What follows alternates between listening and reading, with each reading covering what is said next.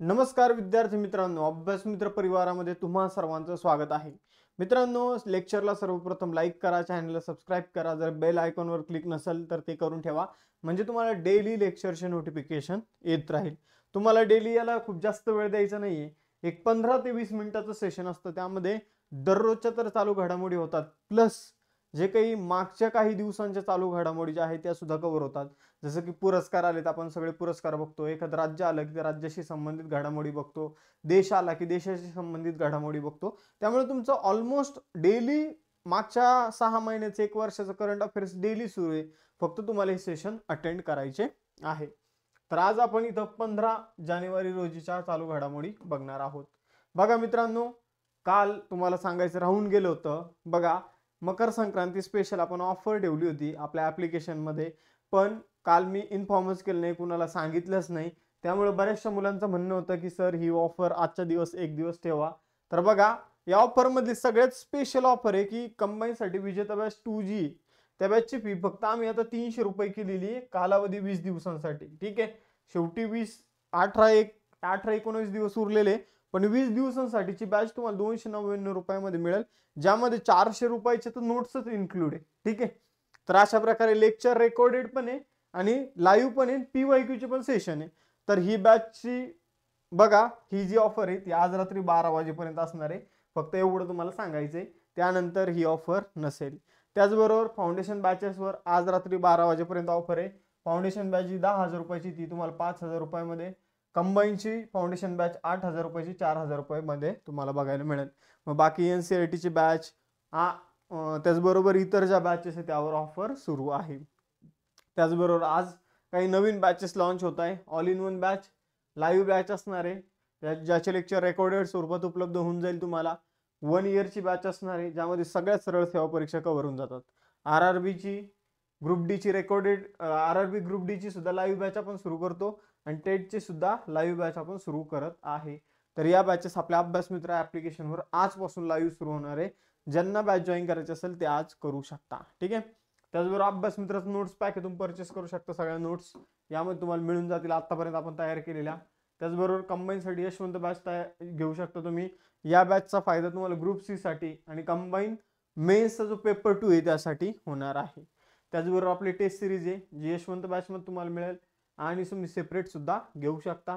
ठीक आहे, या सर्व गोष्टी अभ्यास मित्र ॲप्लिकेशनवर तुम्हाला मिळेल. टेलिग्राम चॅनलवर लेक्चरचे नोटिफिकेशन, इन्स्टाच्या पेजवर अभ्यासविषयक रील्स. सुरुवात करूया 15 जानेवारीचं करंट अफेअर्सला. बघा मित्रांनो, व्हेनेझुएलामध्ये तिसऱ्यांदा राष्ट्रपती पदाची शपथ कोणी घेतलेली आहे?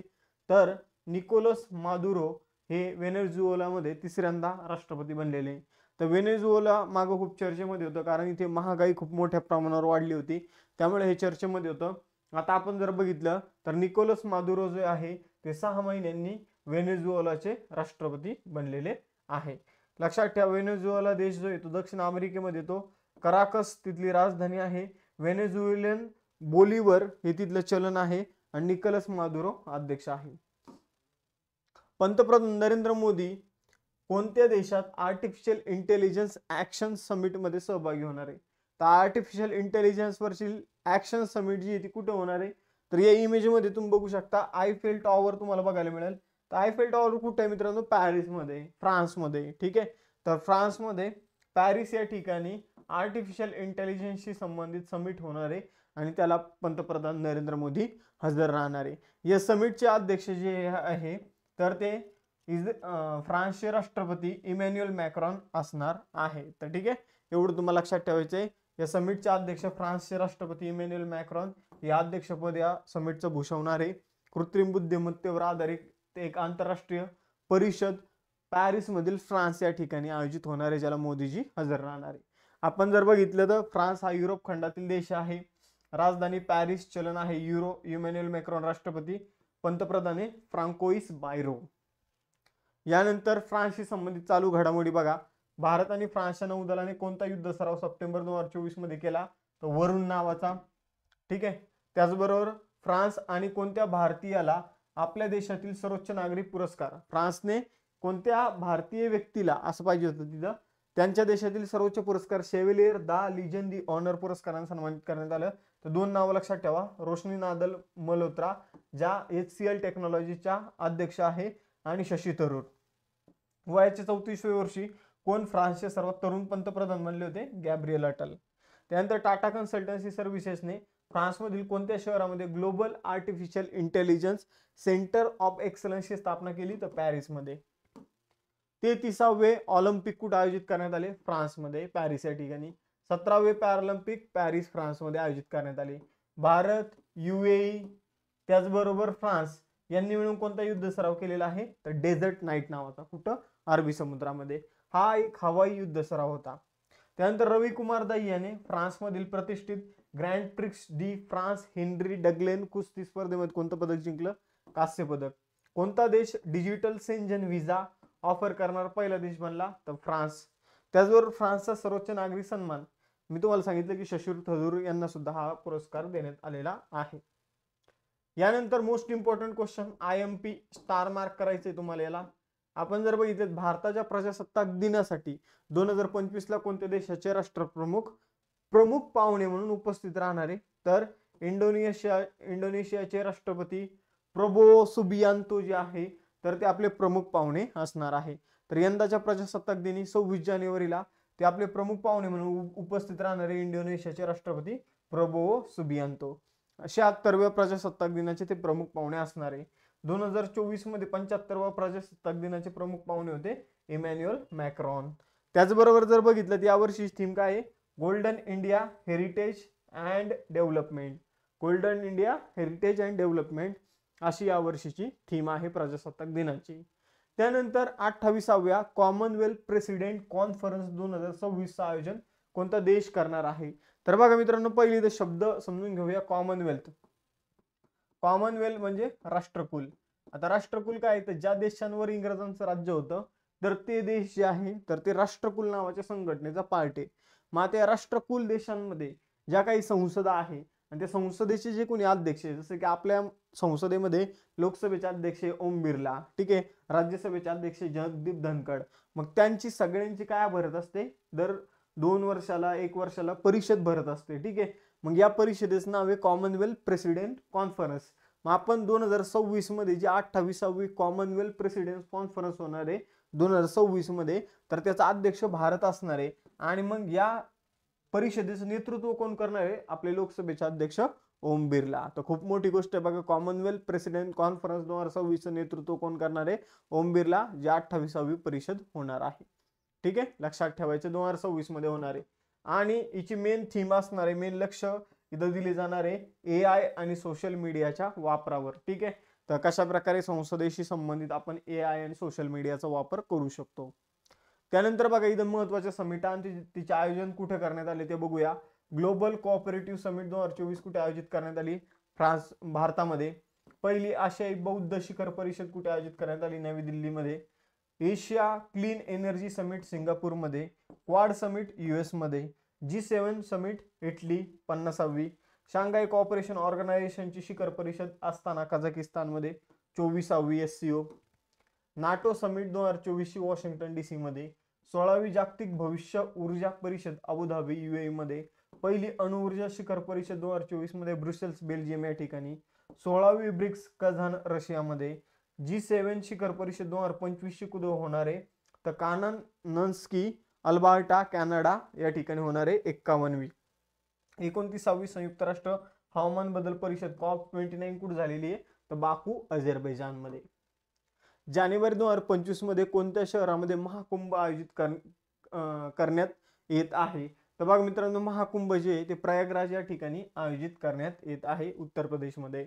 आपण जर बघितलं तर एक कथा आहे, ती कथा अशी आहे की बघा जेव्हा देवाचं आणि असुरांचं युद्ध चालू होतं आणि आपण जर बघितलं देव आणि असुरांनी मिळून जे समुद्र मंथन केलं होतं, ठीक आहे, समुद्रामध्ये आपण जर बघितलं तर वासुकी जो साप होता तर त्या सापाचा वापर करून समुद्र मंथन करण्यात आलं होतं. त्यामधून अमृत बाहेर आलं होतं आणि ते अमृत बाहेर आल्यानंतर त्याचे जे 4 थेंबे ते 4 ठिकाणी पडले होते. मग त्यामध्ये एक ठिकाणी प्रयागराज, दुसरं आहे नाशिक आपलं, एक आहे उज्जैन आणि एक आहे हरिद्वार.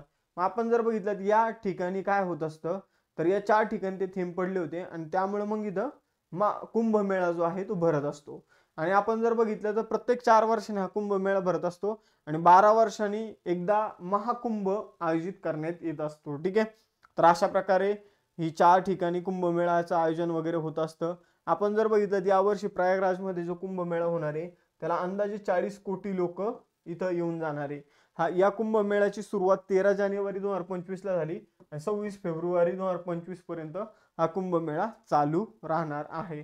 असं म्हटलं जातं की कुंभमेळ्याच्या दरम्यान जर नदीमध्ये स्नान केलं तर आपली सगळी पापं धुतली जातात. ठीक आहे. तर हे लक्षात ठेवायचं. यानंतर पुढे जाऊया. जानेवारी 2025 मध्ये अमेरिकेतील कोणत्या शहरामध्ये जंगलातील आग वेगाने पसरल्यामुळे आपत्कालीन परिस्थिती निर्माण झाली? तर अमेरिकेमध्ये लॉस एंजेलिस नावाचं शहर आहे. तुम्ही बघितलं असाल की एक डोंगर आहे, त्या डोंगरावर तुम्हाला हॉलिवूड, ठीक आहे, हॉलिवूड असं लिहिलेलं तुम्ही बघितलं असेल एका डोंगरावर. ठीक आहे. तर तो जो डोंगर आहे तो लॉस एंजेलिस मध्ये, आणि त्या डोंगराच्या पाठीमागे जे जंगल होतं ते जंगलाला काय लागलेली आहे? आग लागली. ही आग शहरापर्यंत आली आणि जवळपास आपण जर बघितलं तर 30,000 लोकांनी आपली घरं जी आहे ती रिकामी करून सोडून दिलेली आहे. ठीक आहे. तर लॉस एंजेलिस USA मध्ये ही आग लागलेली आहे. पर्याय क्रमांक 1 आपलं उत्तर असणार आहे. मेन कारण काय आहे तर पावसाचं प्रमाण कमी झालं, त्यामुळे जंगलातील जे काही लाकडं आहे तर सुकी लाकडांचं प्रमाण वाढलं आणि त्यामुळे आग मोठ्या प्रमाणावर लागली आणि तिचं पसरली सुद्धा खूप मोठ्या एरियामध्ये. कोणत्या केंद्रीय मंत्र्याने भारतीय जिनोम डेटासाठी, म्हणजे बघा भारतीय जिनोम डेटा म्हणजे भारतामध्ये जे काही सजीव आहे तर त्यांच्या जीन्सच्या डेटासाठी बघा Indian biological data centre portal जे आहे ते सुरू केलेले आहे. तर कोणत्या भारतीय मंत्र्याने भारतीय जिनोम डेटासाठी Indian biological data centre portal सुरू केलं? तर केंद्रीय राज्यमंत्री आहे, विज्ञान विषयक राज्यमंत्री आहे जितेंद्र सिंह यांनी हे पोर्टल सुरू केलेलं आहे. बघा एवढं तुम्हाला लक्षात ठेवायचंय. 9 जानेवारी 2025 रोजी नवी दिल्ली येथे झालेल्या कार्यक्रमामध्ये जिनोम इंडियाशी संबंधित जे डेटाचं पोर्टल आहे त्याचं अनावरण करण्यात आलेलं आहे.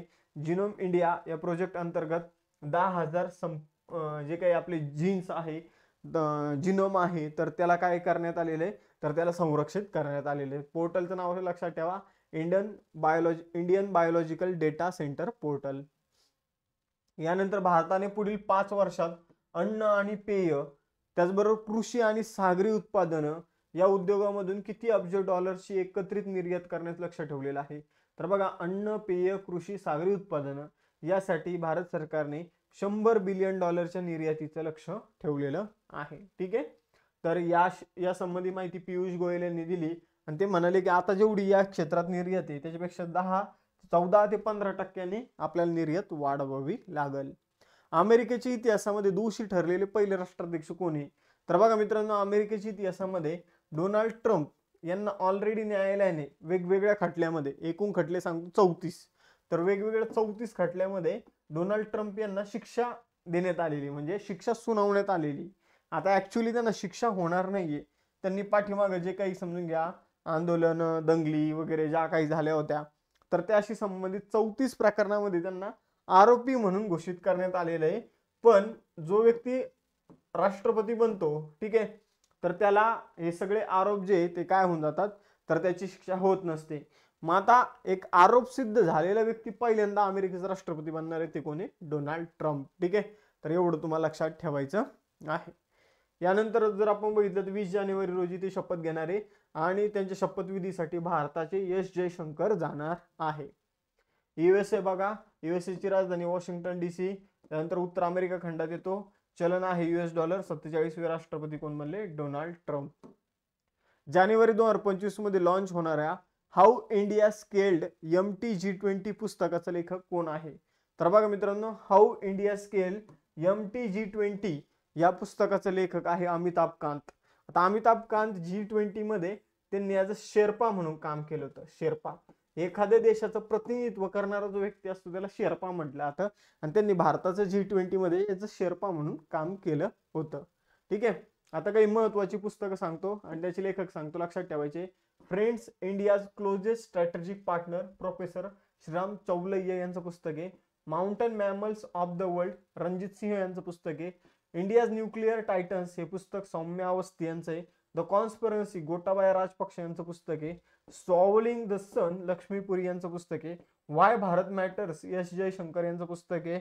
India's finance minister AK Bhattacharya यांचं पुस्तक आहे. 12th फेल अनुराग पाठक यांचं पुस्तक आहे.